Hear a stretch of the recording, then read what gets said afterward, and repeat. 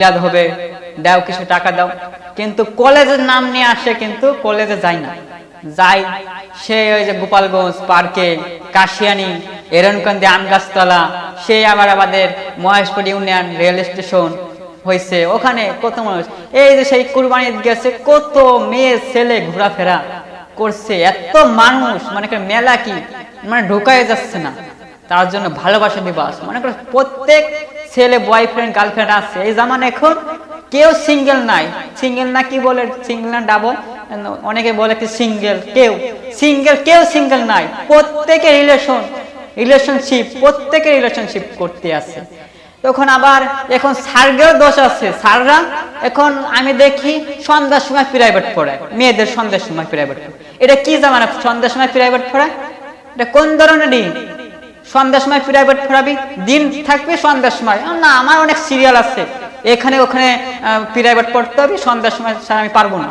আরে ওরা ওর বিয়ের বয়স এসেছে, তুমি ছোট মানুষদের সন্ধ্যার সময় পড়াও, ওর মেয়েটি তোর বিয়ের বয়স আছে, তুমি কেন ওকে সন্ধ্যার সময় পড়াবা? আর তুমি সন্ধ্যার সময় যে পড়াবা, ওটা তো সন্ধ্যার সময় কোন পার্কে নিয়ে যায়, কোন মেয়েটিকে কোন দেহ নিয়ে করতেছে, খারাপ কাজ করবে, কিন্তু তুমি কেন সন্ধ্যার সময় তুমি মেয়েটিকে প্রাইভেট পড়তে চাও? প্রাইভেট পড়াবা, তুমি দিন থাকে দেখো পড়াও, তুমি স্কুলে পড়াও, দিন থাকতে না হলে মাগরিবের নামাজ পড়ে প্রাইভেট। আমি অনেকে দেখি, আমাদের জয়নগরের অনেক স্যার আছে, আমি নাম বলবো না, অনেক স্যার সন্ধ্যার সময় প্রাইভেট নেয়, ইশারে পরে স্যার আমি সময় দিতে পারবো না, ইশারে পরে নিতে পারবো, সময় দিতে পারবো 1 ঘন্টা, ইশারে পরে তাও সপ্তাহে 4 দিন। এত বড় হয়েছে যে তুমি দিন থাকতে করো, ক্লাসে করো, 1 ঘন্টা থেকে আধা ঘন্টা করো, দিনে করাও, তুমি রাইতে কেন পড়াবা? এটা কোন ধরনের নিয়ম? তুমি ছেলেদের তো তোমরাই নষ্ট করতেছো, তোমরা যদি কিছু করো, তোমাদের জন্য তোমরা ক্লাসে যাই, তোমরা এই ছেলেরা প্রেম ভালোবাসা করে তোমরা কিছু বলো না, তোমরা যদি শাসন করো ওরা তো কিছু করবে না, তোমরা যদি শাসন করো যে এরকম, তোমরা দেখো ছেলেমেয়েরা কথা বলছে, কথা বলার হুকুম দাও কিসের জন্য? কিসের জন্য তোমরা ছেলে মেয়েদের হুকুম দাও?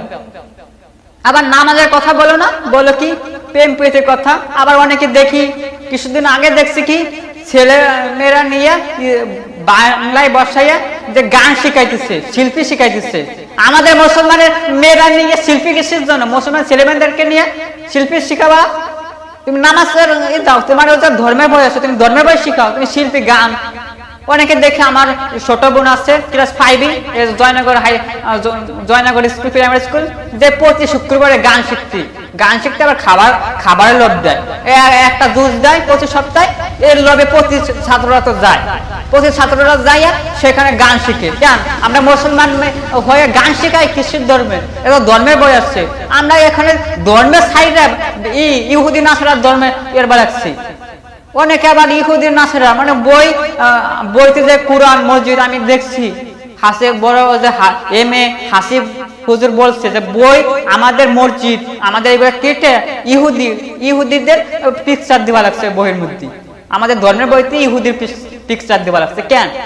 এটা কি ধরনের? এটা মুসলমানের জন্ম হয়ে আজকে এরকম হয়ে যাচ্ছে, কি জামানা হয়ে গেছে।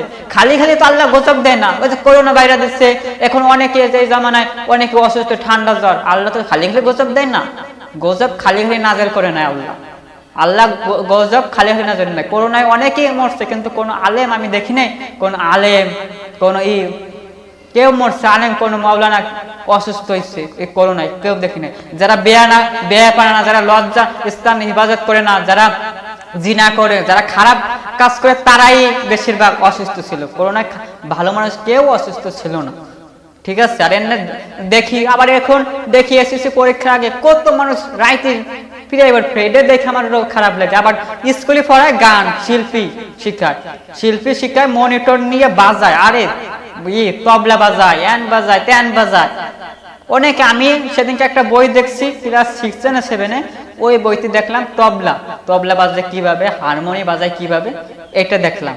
আমি আবার হাসিব হুজুরের সাথে একটু ওনার ওয়াজ একটু বেশি করতে, তো উনি আবার ওয়াজে কইলো যে তবলা বাজায়। উনি আবার ইউটিউবের চ্যানেল, আবার পেজটা উল্টে সাথে বই নিয়ে কয়েন সাপাই, উনি আবার উল্টে দেখাতেছে। তখন আমি দেখি, আমিও আতঙ্ক হয়ে গেলাম, কেন এইসব কি?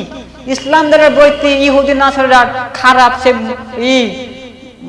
মসজিদ বাদ দিয়ে তোমার হিন্দুদের ছবি দিয়ে থুইছে, হিন্দুদের পিক দিয়ে থুইছে, হিন্দুরা জায়গা পূজা করে সেই ছবি দিয়ে থুইছে, আজকে মুসলমানের ছবি বাদ দিয়ে। আবার আমাদের এখানে ইসলাম ধর্মে এখন মাদ্রাসায় একটা জায়গা দুইটা তৈরি হবে, কিন্তু তুমি যেতই, আমি একটা কথা বলি, যেতই তুমি স্কুল কলেজে তুমি যেতই তুমি গান বাজনা শিখাও, আরে তুমি যেতই গান বাজনা শিখাও, মাদ্রাসায় একটা জায়গা দুইটা তৈরি করবে। এই যে সেদিন রফিকুল সাইফি হুজুর কালকে ফোন দিয়েছে যে আমার মাদ্রাসা দুইটা মাদ্রাসা তৈরি করছে। অনেক হুজুররা দিন যাচ্ছে স্যার মাদ্রাসা বাড়তেছে, কিন্তু তুমি যেতই স্যার ম্যাডাম তুমি যেতই তুমি করো গান বাজনা করো, তুমি এই ইসলাম কোনোদিন নষ্ট করতে পারবে না। ইসলাম আছে, ইসলাম আরো থাকবে, ইসলাম ধর্ম আরো হবে। মানুষ হচ্ছে না, ইসলাম ধর্ম আরো বেশি বেশি হবে। ইসলাম ধর্ম কত কত হুজুরের কাছে হাফিজুর রহমান সিদ্দিক, কত হুজুরের কাছে ইসলাম ধর্ম গ্রহণ করতেছে। আবার ডক্টর জাকির নায়ক ইনার কাছে ইসলাম ধর্ম গ্রহণ করতেছে।